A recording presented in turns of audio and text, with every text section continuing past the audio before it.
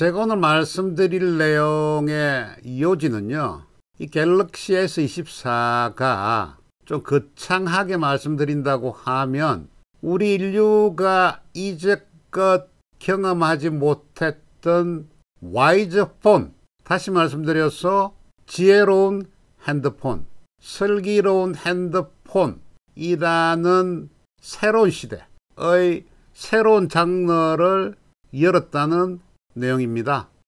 제가 생각하는 폰의 진화는 크게 봐서 6단계로 나눠집니다. 그 첫 번째가 텔레폰이죠. 알렉산더 그레이엄 벨 선생께서 1892년도에 발명했죠. 여기에 하드웨어 기술이 적용된 폰을 저희들은 모바일 폰이라고 하죠. 1983년에 모토로라가 처음으로 선보였죠. 이런 모바일 폰에 소프트웨어 혁신이 더해지면 스마트폰으로 진화하죠. 2007년에 애플이 아이폰을 필두로 스마트폰 세상을 열었습니다. 여기까지가 과거의 역사죠. 근데 이번에 갤럭시에서 24가 나오면서 새로운 웨어 개념이 더해졌습니다. 소위 이지웨어라는 개념인데요. 제가 새로 만든 신조어입니다. 손쉽게 할 수 있다. 손쉽게 할 수 있는데 도움이 되는 웨어, 기술은 모두 이지웨어에 포함이 됩니다. 스마트폰에 이런 이지웨어가 더해지면 와이즈 폰이 됩니다. 슬기롭고 지혜로운 폰이죠. 아마 이번에 출시된 갤럭시 S24가 와이즈 폰 시대를 개막한 프로토타입으로 기록될 가능성이 매우 높다고 봅니다. 여기가 현재 상황이고요. 그 다음에 이런 와이즈 폰에 브레인웨어, 사람의 뇌력이 더해지면 사일런트 폰이 만들어집니다. 모순적인 이야기죠. 소리가 필요 없는 전화기라는 뜻이죠. 다시 말씀드려서 언어를 통하지 않고 뇌파를 직접 상대방한테 전달할 수 있는 폰, 이 사일런트 폰입니다. 말이 필요가 없으니까 소리 없는 폰이죠. 마지막 단계가 사일런트 폰에서 바이오웨어가 더해지면 임플란티드 폰이 됩니다. 마치 저희가 임플란트 치아를 잇몸에 심듯이 바이오 기술이 적용된 폰을 귀 뒤에 심으면 폰의 역할을 하는 거죠.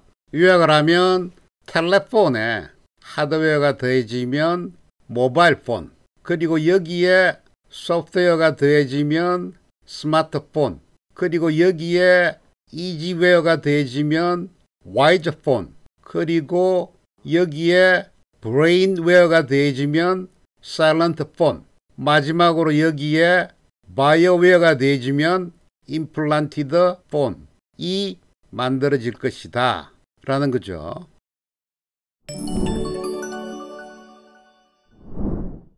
얼마 전에 갤럭시 S24가 나왔죠. 조선일보하고 1시간 반 정도 인터뷰를 했습니다. 그 내용이 오늘 아침자 조선일보의 테크면 톱으로 나왔는데요. 대략 이런 모습입니다. 아무래도 신문 지면이라는 특성 때문에 그런지 제가 1시간 반여 동안 드린 말씀의 내용이 전부 담기기에는 한계가 있었던 것 같습니다. 그래서 그날 제가 인터뷰를 하면서 모두에 제가 파워포인트를 몇 장 정리를 해서 인트로덕션을 했는데요. 그 내용은 놓치기에는 조금 아까운 부분이 있다 싶어서 제가 아침부터 급하게 그 내용을 정리를 해서 동영상으로 만들어 봤습니다. 급하게 만들다 보니까 음질이나 그 컨텐츠가 조금 거친 부분이 있습니다만은 여러분들께서 널리 양해해 주시기를 부탁드리겠습니다.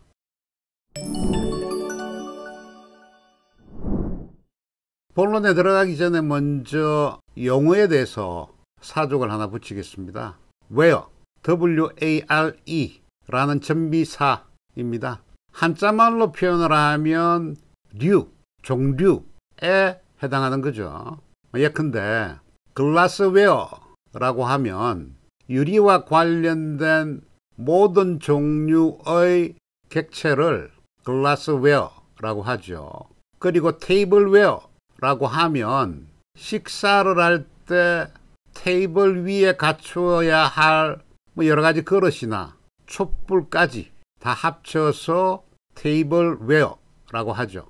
그런데 제가 오늘 말씀드릴 웨어라는 개념은요, 그런 눈에 보이는 가시성 있는 비지블한 객체가 아니라 오히려 그보다는 비가시적인 눈에 보이지 않는 인비지블한 지식이나 지혜를 총칭해서 where라는 전미사로 사용하고자 합니다. 예컨대 하드웨어라고 하면 기존의 전화기에서 와이어리스 선을 없앤다든지 또는 셀, 세포처럼 작게 만든다든지 하는 기술이 하드웨어죠.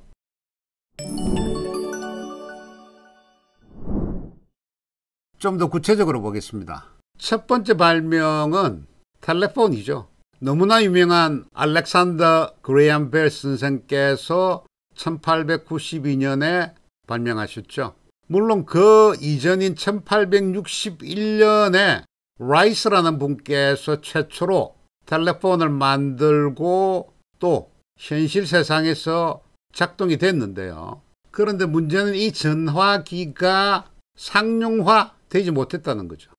이를 실제 생활에서 상용화시킨 분이 그레이엄 벨 선생이죠. 그래서 저희들은 라이스 선생은 기억하지 못합니다. 그레이엄 벨 선생께서 텔레폰을 발명했다고 기억하는 거죠. 터크와 관련된 서류들입니다. 그리고 1892년에 뉴욕에서 시카고까지 텔레폰 콜을 하는 모습이죠. 텔레폰은 텔레라는 단어와 폰이라는 단어가 합해졌죠.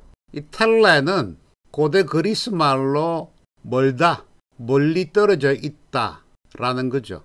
그리고 폰 역시 고대 그리스 말로 그 중에서도 도리아인들이 사용하는 말로서 say, speak, 그러니까 말한다는 뜻이죠. 지도상으로 보면 이 지역이 도리아인들이 살던 곳입니다. 어쨌든 역사는 알렉산더 그레이엄 벨 선생께서 텔레폰을 발명했다라고 기록하고 있습니다. 두 번째가 모바일 폰입니다.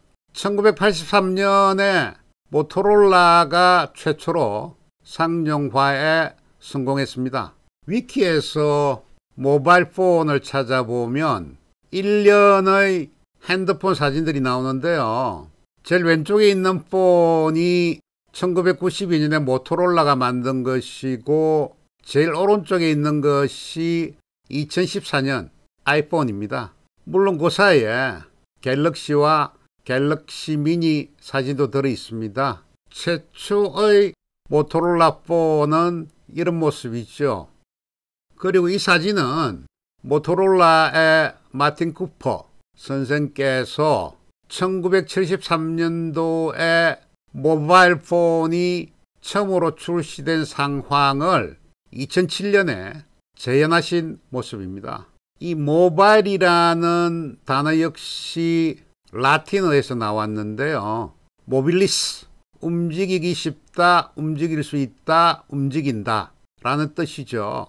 그리고 우리가 셀룰러 폰이라고 할 때 어원은 셀, 세포, 그러니까 작다는 뜻이죠. 그래서 모바일 폰 또는 셀룰러 폰은 움직일 수 있고 이동할 수 있고 작은 폰이라는 의미를 담고 있죠. 그래서 이런 기술을 합해서 저희들은 하드웨어라고 부르죠. 그리고 그 결과로 나온 폰이 바로 모바일 폰입니다.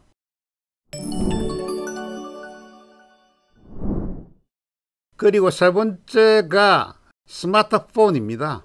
2007년에 애플 아이폰이 스마트폰의 프로토타입이다 라고 기록되고 있습니다. 물론 그 이전인 1994년에 IBM에서도 스마트폰을 만들었고, 또 1996년에 노키아도 만들었고, 또 1999년부터 2016년까지 블랙베리 폰이 공전의 히트를 쳤습니다. 그렇지만 매출 규모에서 보면 그 이후에 등장한 아이폰과는 비교할 수 없을 정도로 차이가 나죠. 그리고 스마트폰의 상징은요, 타치 스크린이죠. 이 또한 2006년에 LG에서 프라다폰이라는 제품에 최초로 타치 스크린을 적용을 했죠. 그 다음 연도인 2007년에 애플 아이폰이 타치 스크린을 적용을 했습니다. LG 프라다폰이 빨랐죠. 만일에 LG 프라다폰이 아이폰만큼 많이 팔렸다고 하면 스마트폰의 프로토타입의 자리는 아마 LG 프라다폰이 차지했을 겁니다. 그런데 불행하게도 애플 아이폰이 엄청난 매출을 올리는 바람에 모든 사람들은 스마트폰의 프로토타입을 애플 아이폰으로 기억하고 있는 거죠. 이런 스마트폰의 구동력, 드라이빙 포스는 소프트웨어의 혁신입니다. 위키에서 스마트폰을 찾아보면 그 내용이 잘 정리되어 있죠.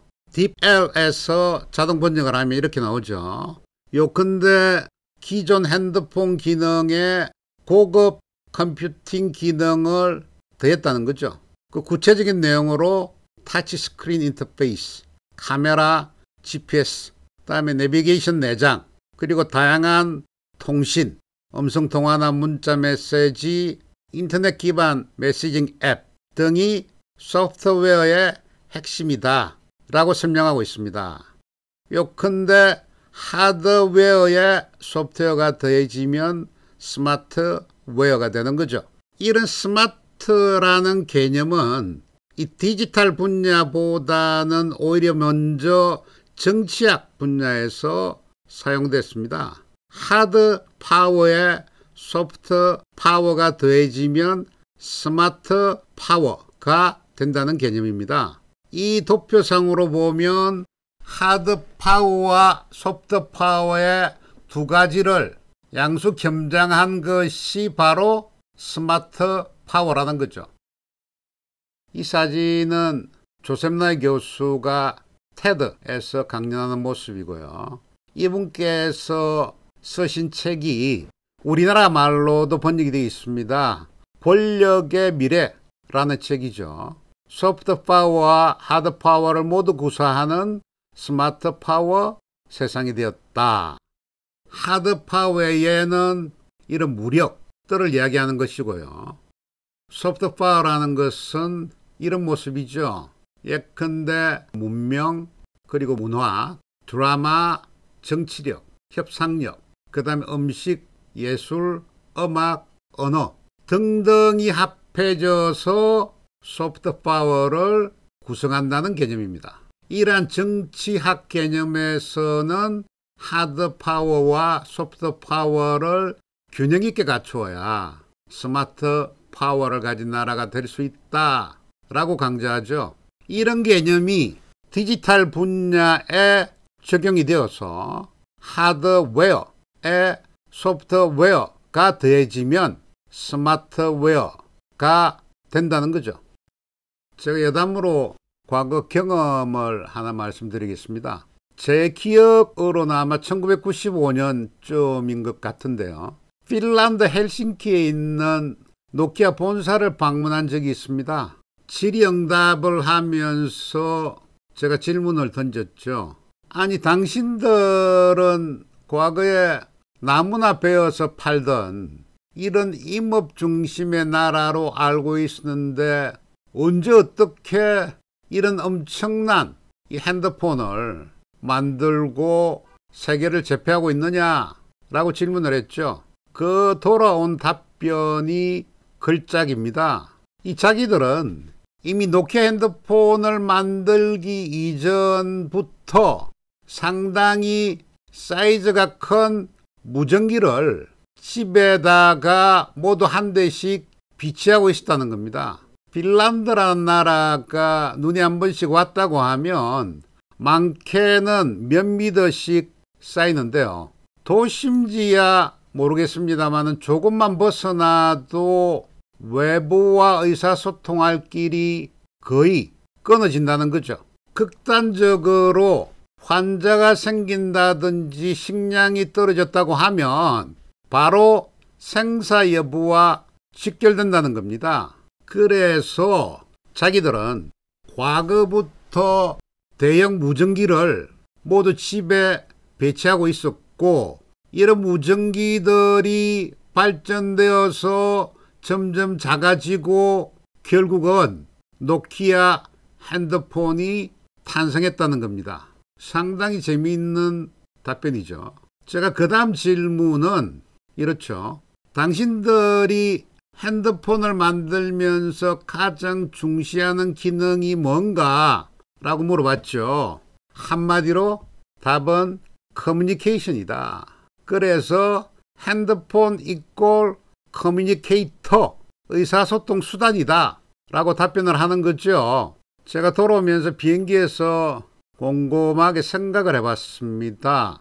우리나라가 이 커뮤니케이터를 아무리 잘 만들어 봐야 생사 여부와 직결되는 노키아한테는 당할 수가 없겠구나 라는 생각이 들었습니다.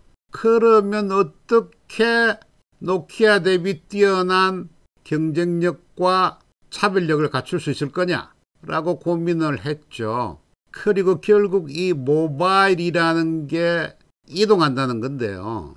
그러니까 이동하는 사람들, 다르게 이야기해서 유목민 노마드죠. 디지털 기술을 장착한 노마드, 소위 디지털 노마드, 디지털 유목민입니다. 이 디지털 노마드라는 말은 원래 자카 달리 선생께서 쓰신 말인데요.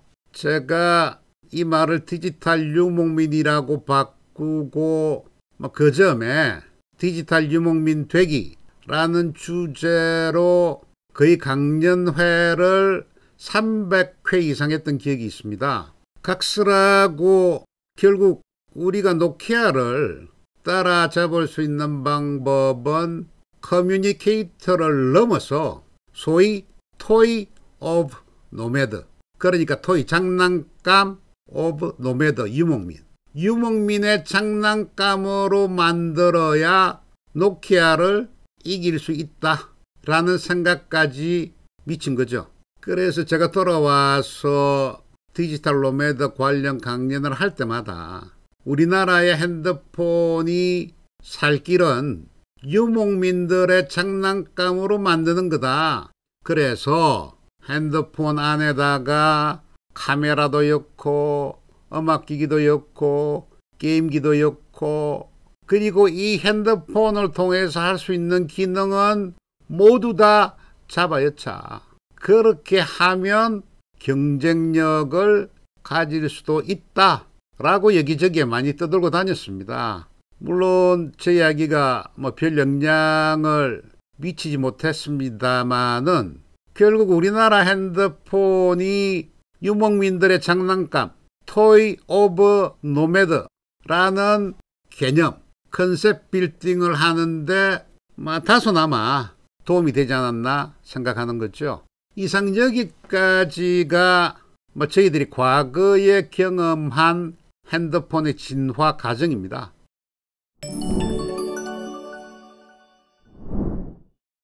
드디어 와이저 폰, 지혜로운 폰, 슬기로운 폰 시대가 열릴 조짐이 보입니다. 얼마 전에 개발한 갤럭시 S24가 이 와이저 폰의 프로토타입으로 등극할 수 있는 가능성을 보이고 있는 거죠.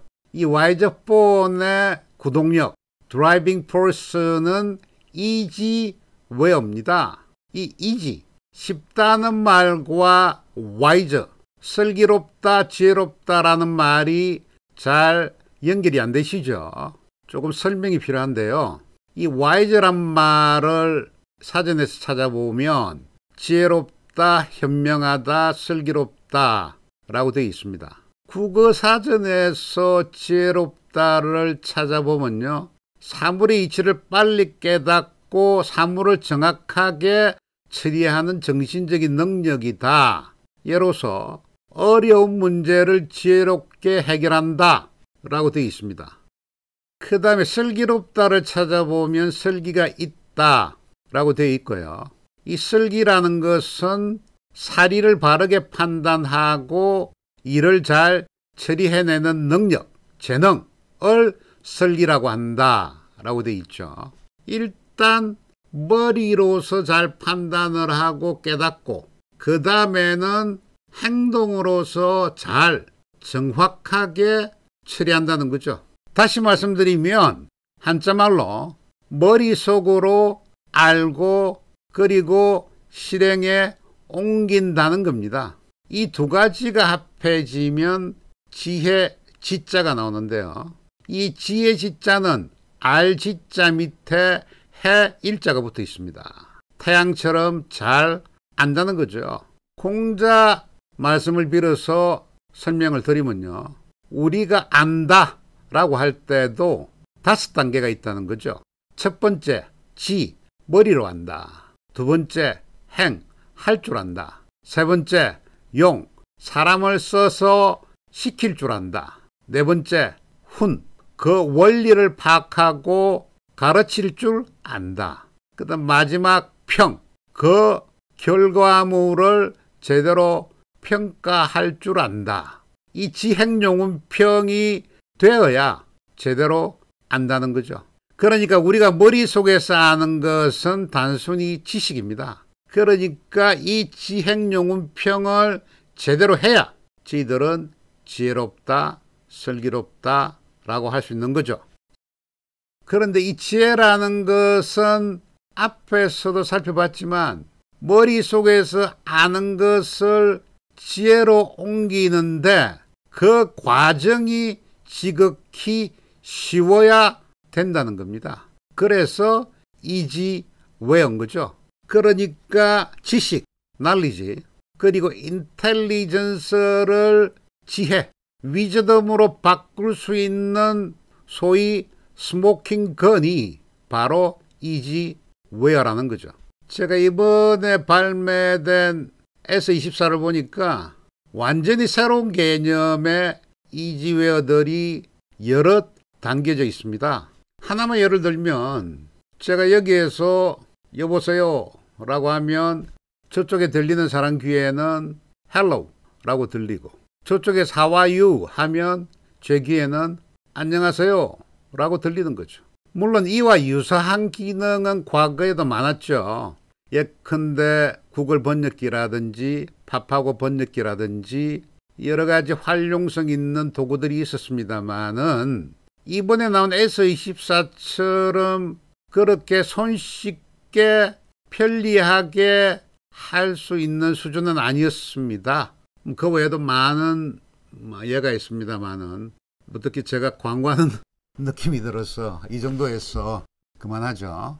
결국 이런 이지웨어를 통해서 S24가 이 단순한 스마트폰의 기능을 넘어서 와이저폰, 지혜로운 폰, 슬기로운 폰으로 도약했다는 거죠. 뭐 아직 결론 난 건 아닙니다만은 그런 프로토타입의 초기 모습을 보여주고 있는 겁니다. 그래서 제가 개인적으로 여러 관련자들한테는 언급을 했습니다만은 S24가 최초로 AI 기능을 장착했다 라는 표현을 넘어서 과감하게 AW 기능을 최초로 시도했다 라고 표현하는 게 오히려 나을지도 모르겠다 라고 말씀드렸죠. AI, Artificial Intelligence, 인공지능이죠.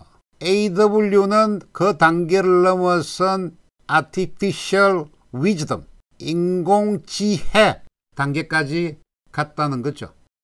20-30년 전에 제가 공부할 때는요, 정보 처리 이론에서 DIKW라는 모델이 있었죠. Data, Information, Knowledge, Wisdom 이라는 정보 진화 모델이죠. 그 원재료가 데이터, 거기에 의미를 담으면 Information, 거기에 맥락을 넣으면 Knowledge, 그리고 이것을 실제로 적용하면 Wisdom이 된다라고 배웠죠. 그런데 최근에 AI, Artificial Intelligence라는 개념이 확산되면서 이 Knowledge와 Wisdom 사이에 Intelligence라는 게 치고 들어왔습니다. 2013년에 쓰여진 논문을 보면요, DIKW 모델이 아니라 DIKIW, 인텔리전스가 중간에 들어온 거죠. 그리고 멘탈 프로세스를 리스트럭처링 하는 게 바로 인텔리전스다 라고 새롭게 정의되고 있죠. 이런 인텔리전스를 디지털화한 게 Artificial Intelligence, AI죠. 이 개념을 넘어서는 단계가 AW, Wisdom을 Artificial화하는 AW, Artificial Wisdom이죠. 물론 이상적인 AW 단계는 짧게는 20-30년, 길게는 50년 이상 가야 달성될 거라고 저는 개인적으로 생각을 합니다. 하지만 그런 초기의 프로토타입 모습을 이번에 S24가 처음으로 보여주고 있다는 거죠. 그리고 중요한 것은 이 S4가 먼 훗날에 와이즈4의 프로토타입으로 자리 잡기 위해서는 그에 상응하는 상용화 플러스 매출이 따라야 합니다. 라이스4이 앞섰지만 실제로 상용화에 성공한 것은 그레엄 벨의 폰이었고, 또 IBM이나 노키아나 블랙베리, 그리고 LG가 스마트폰의 초기 모습을 만들었지만 결국 애플 아이폰이 엄청난 매출을 올림으로써 역사상 아마 스마트폰의 프로토타입은 애플로 기억이 되겠죠. 마찬가지로 S24가 인류 최초로 와이즈폰이라는 개념을 창안했다라는 영광을 누리기 위해서는 상용화와 매출이 확보가 돼야 되겠죠. 예컨대 우리가 활자 인쇄술을 인류 최초로 발명을 했다, 그리고 그 증거가 직지심경이다 라고 이야기를 하죠. 그런데 전 세계 많은 사람들은 활자 인쇄술의 발명은 구텐베르그의 손에서 이루어졌다 라고 기억을 합니다. 왜냐하면 직지심경은 인쇄된 부수도 적고 남아있는 소장본도 프랑스 국립박물관이 우리나라에 영구 임대한 단 한 본 정도죠.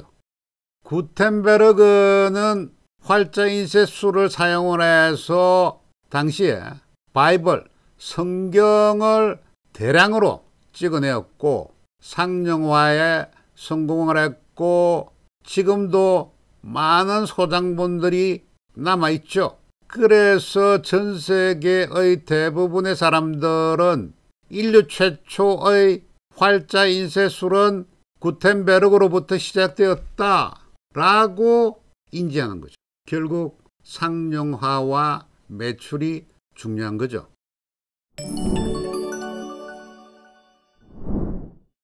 지금부터는 미래 모습인데요. 다섯 번째 진화의 모습이 사일런트 폰입니다. 조용한 폰이죠. 앞서 말씀드렸습니다만 폰이라는 단어 자체가 say, speak, 말한다 라는 뜻인데요. 소리 없는 폰이라는 것 자체가 의미상 모순입니다. 하지만 이 brainware라는 구동력을 통해서 소리 없는 폰이 만들어질 수 있다라는 거죠.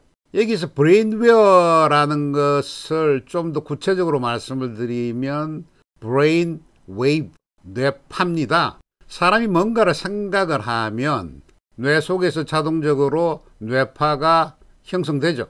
이 뇌파를 언어로 바꾸고 사람의 목청을 들리게 하면 소리가 나죠.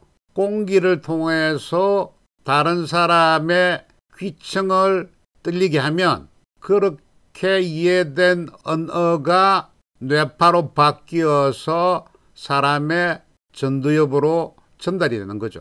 근데 가정을 해서 만일에 우리가 이 뇌파가 의미하는 바를 객관적으로 이해할 수 있고 또 이해된 컨텐츠를 모바일을 통해서 상대방한테 전달할 수 있다고 하면 극단적으로 언어, 말이라는 게 필요가 없죠. 뇌파에서 뇌파로 바로 전달되기 때문이죠. 좀 황당한 이야기입니다만 만일에 그렇게 됐을 경우에는 인류의 언어가 그렇게 절실하게 필요하지 않을 수도 있다라는 황당무계한 생각도 해보는 거죠. 그런데 이런 상상이 단순히 FS 소설만은 아니고요. 이미 상당 부분 진전이 되고 있습니다. 위키에 들어가 보시면 브레인 리딩이라는 주제가 있죠. 그 중에서 이번 주제와 관련된 부분을 보면 여기 Human Machine Interfaces, 사람과 기계가 서로 상호작용하는 거죠. 그 다음에 Detecting Language, 그리고 Detecting Thought, 언어와 생각을 탐지한다는 거죠. 좀 더 황당한 것은 사람의 의도, 인텐션을 사전에 예측할 수 있다라는 연구도 진행이 되고 있죠. 그리고 그 프로세스를 예측할 수 있다라는 연구도 진행이 되고 있습니다. 물론 이 부분에 대해서는 많은 논쟁들이 있죠. 저도 병원에서 한 5년 정도 근무를 했습니다만은 이미 EEG라는 기술은 상용화되어 있습니다. 우리말로 뇌전도라는 거죠. 여러분들께서 큰 병원에 가서 종합건강진단을 받을 때 아마 대부분 이 뇌전도 측정을 했을 겁니다. 이 측정을 통해서 뇌전증 환자를 진단하죠. 그리고 수면장애라든지 혼수상태, 뇌사상태를 진단할 때도 이 뇌전도를 사용합니다. 그 다음에 관련된 여러 가지 자료를 보면요. 2018년에 MIT에서 나온 이야기를 보면 사람의 뇌파와 손의 제스처를 통해서 로봇을 컨트롤할 수 있는 기술이 초기지만 개발되었다라는 내용이죠. 그 다음에 US 뉴스 앤 월드 리포트를 보면 마인드 리딩 기술, 사람의 마음을 읽어내는 기술이 개발되고 있다라는 내용이죠.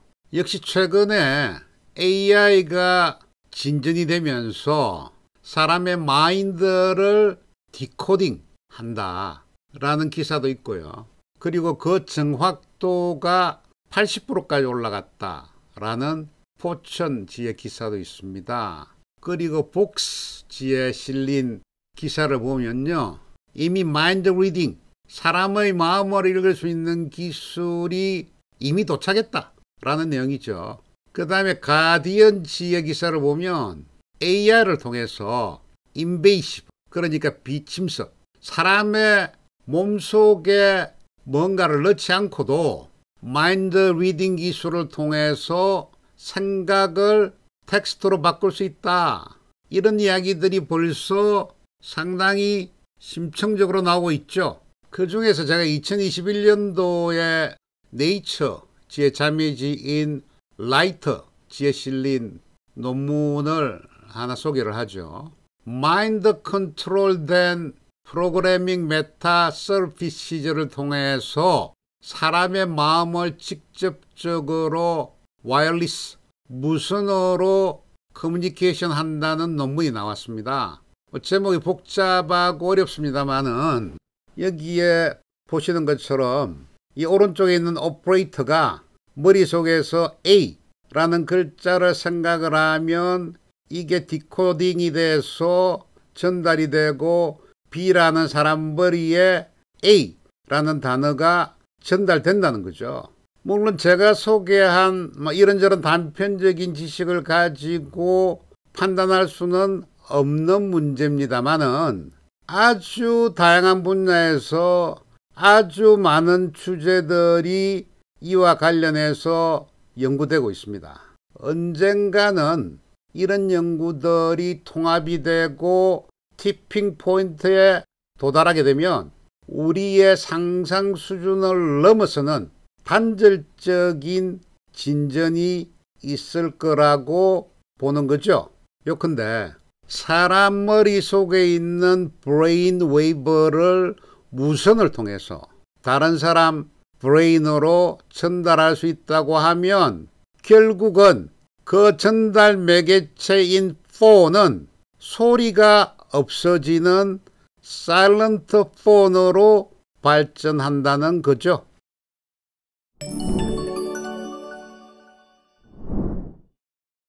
마지막 단계가 임플란티드 폰입니다. 우리가 임플란트 치아를 잇몸에 심듯이 폰을 사람 귀 뒤쪽에 심는다든지 하는 방식으로 커뮤니케이션을 한다는 거죠. 여기에 필요한 드라이빙 포스, 구동력을 저는 바이오웨어라고 장명했습니다. 몸속에 들어가는 매개체가 지금처럼 금속이나 플라스틱으로 만들어서는 바이오 차원에서 부작용이 아주 많죠. 옛날에 나온 기사인데요. 손목에다가 컴퓨터 칩을 심고 이런 칩을 통해서 커뮤니케이션을 한다는 것은 물론 도움은 되겠습니다만은 가성비는 별로 없는 것 같아 보입니다. 결국은 이런 금속이나 플라스틱 재질이 아니고 바이오 재질로 만든 매개체를 몸에 넣어야 사람 인체와는 유기적인 상호작용을 할 수 있는 거죠. 그래서 저는 그런 기술을 바이오웨어라고 이름 붙여봤습니다. 이미 나온 기사를 보면 셀폰을 귀 아래 심는다든지 또는 이빨 속에 심는다든지 하는 기사는 여럿 있죠. 그리고 머릿속에 심는다는 기사도 있습니다. 이 기사는 모토로라의 셀폰을 처음으로 만드신 마티 쿠퍼 선생께서 Embedded under Skin 이라는 용어를 사용하시죠. CNBC에 들어가면 상세한 내용이 있는데요.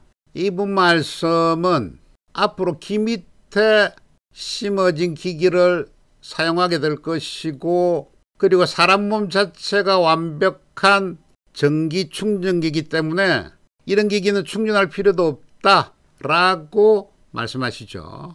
그리고 임플란티드 폰을 다른 말로 표현을 하면 under the skin phone이라고도 말할 수 있습니다. 이 under the skin 이라는 이야기를 하니까 이 유발 하라리 선생의 이야기가 생각이 나는데요.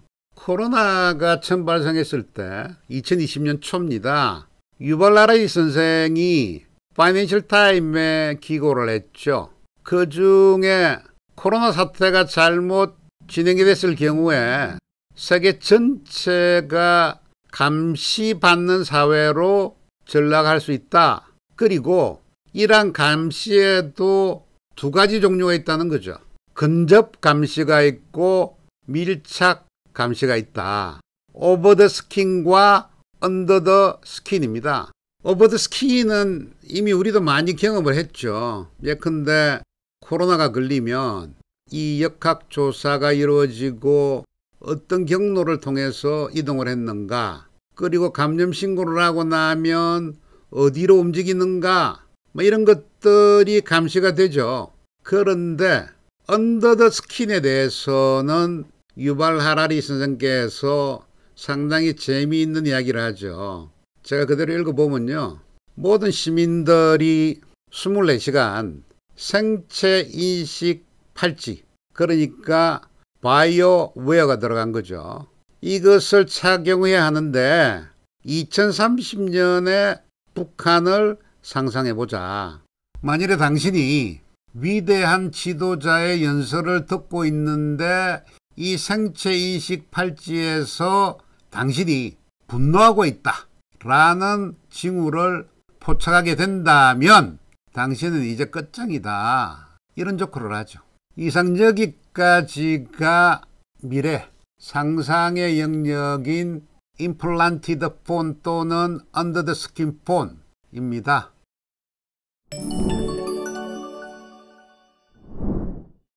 전체를 요약하면 텔레폰에 하드웨어가 붙으면 모바일 폰이 되는 거죠. 여기에 소프트웨어가 보강이 되면 스마트폰이 되죠. 여기에 이지웨어가 추가되면 와이즈폰이 되죠. 여기에 브레인웨어가 작동하면 사일런트 폰이 되죠. 마지막으로 여기에 바이오웨어가 더해지면 임플란티드 폰, 언더 더 스킨 폰이 될 것이다 라는 진화의 6단계입니다. 그리고 텔레폰의 창조는 알렉산더 그레엄 벨 선생이 했고, 모바일 폰은 모토로라가 했고, 스마트폰은 애플이 했다 라고 역사는 기록합니다. 그런데 이번에 나온 갤럭시 S24라는 핸드폰은요, 잘만 하면 와이즈폰의 시대를 연 프로토타입으로 역사에 기록될 가능성이 있다는 거죠.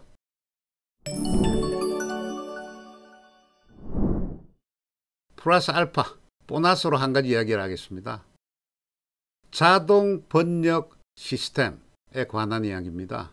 전 세계에 수도 없이 다양한 언어들이 있는데요. 그 중에서 SOV, 주어, 목적어, 동사의 순으로 이루어졌든지 또는 SVO, 주어, 동사, 목적어 순서를 갖고 있는 언어를 사용하는 사람들이 전 세계 인구의 87%에 해당합니다.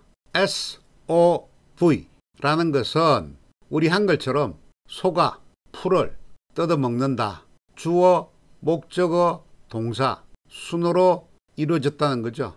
근데 영어나 중국어 같은 경우에는 목적어 동사가 바뀌죠. Cow eats grass니까 주어, 동사, 목적어 순이죠. 2014년에 나온 논문을 보시죠. SOV, 우리나라, 일본이 포함됩니다만은 전체 인구의 45%가 해당이 됩니다. 그 아래 SVO를 쓰는 인구가 중국과 미국과 유럽을 포함해서 42%, 합하면 87%가 됩니다. 만일에 두 언어 간의 자동 번역을 거의 완벽하게 할 수 있는 이지웨어를 만든다고 하면 전 세계 인구 87%가 소위 말하는 언어 장벽이라는 것을 넘어서는 거죠. 제가 어순 이야기 말씀을 드리는 것은요, 동일한 어순을 가진 언어 간에서는 번역이 그렇게 어렵지가 않습니다. 극단적으로 이야기하면 단어나 문구만 갈아 끼우면 거의 소통이 가능한 거죠.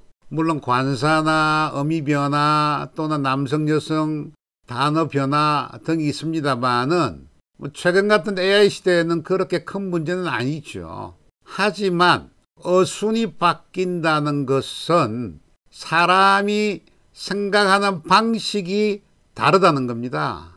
예컨대 차를 한 잔 마시고 있는데 차를 한 잔 더 마시겠습니까? 라고 물어본다고 하죠.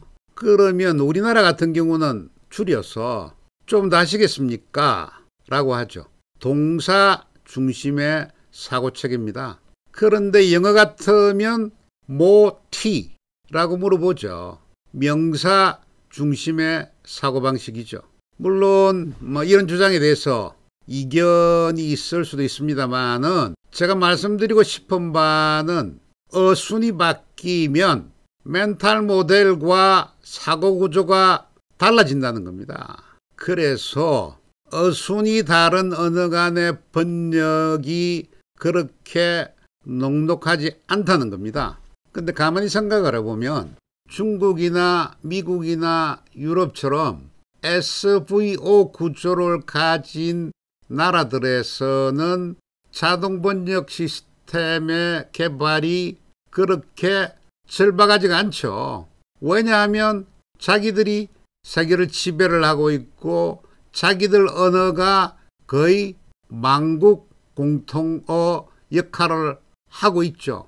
그런데 우리나라나 일본 또는 퉁구스 어순을 갖고 있는 몽골, 스탄, 멀리는 헝가리 마자르족, 핀란드 핀족 입장에서는 상대적으로 자동 번역 시스템 개발이 절박하죠.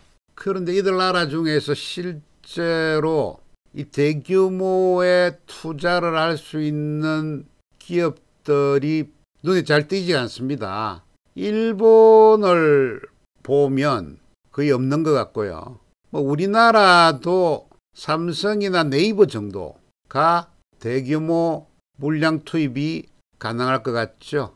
저는 개인적으로 언어 번역을 할 때는 DeepL을 사용합니다. 근데 요즘 제가 연구하고 있는 분야가 주로 고문헌, 한자를 사용하는데요. 이 한자를 한글로 번역하는 일이 만만치가 않습니다. 대략 써보니까 아주 제 주관적인 생각입니다만은 구글 번역기의 인식률은 채 50%가 되지 않습니다. 그리고 파파고와 바이두 번역기를 돌려보면 거의 한 70% 수준 정도 되는 것 같습니다. 그리고 이번에 개발된 S24도 보면 거의 80% 수준까지는 되는 것 같습니다. 물론 일상적인 대화를 하는 데는 거의 불편 없이 사용할 수 있는데요.